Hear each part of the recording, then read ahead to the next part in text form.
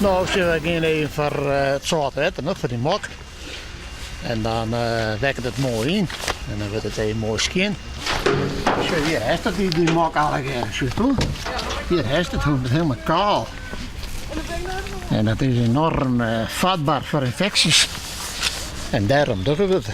Ja. Maar dit is een soort van eczeem? Een soort mok, dat is een soort met eczeem, ja, dat is enorm hardnekkig. En als dan goed lang genoeg in het zoute water bent, dan knapt het mooi op. Ja.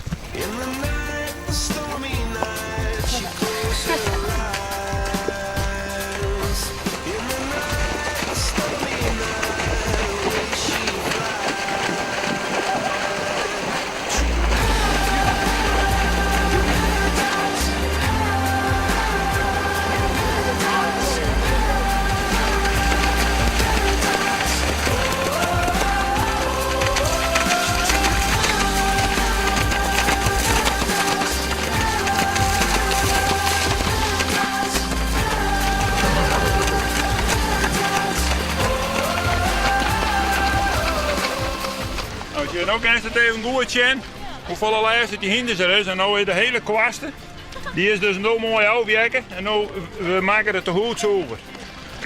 Dus in het winter hier, daar ben je nog hele plakkaten die ermee afvallen. En ook groeit er naast een naai hierop en dan kan je er weer een heel met dat. En heb je de buitenwollen zien?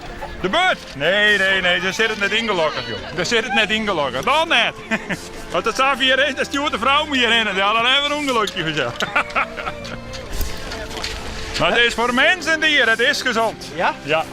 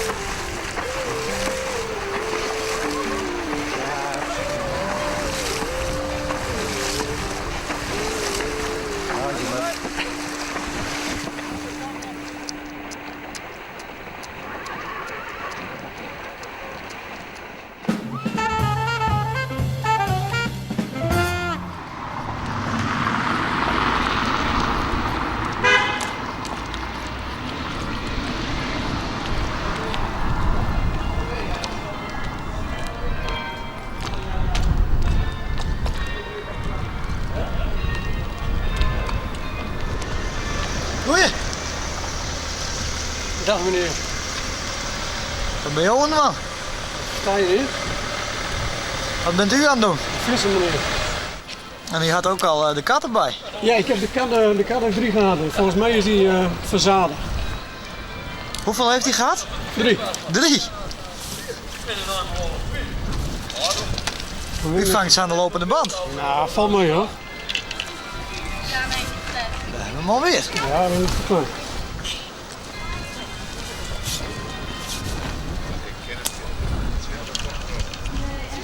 Die koers is gek op vis.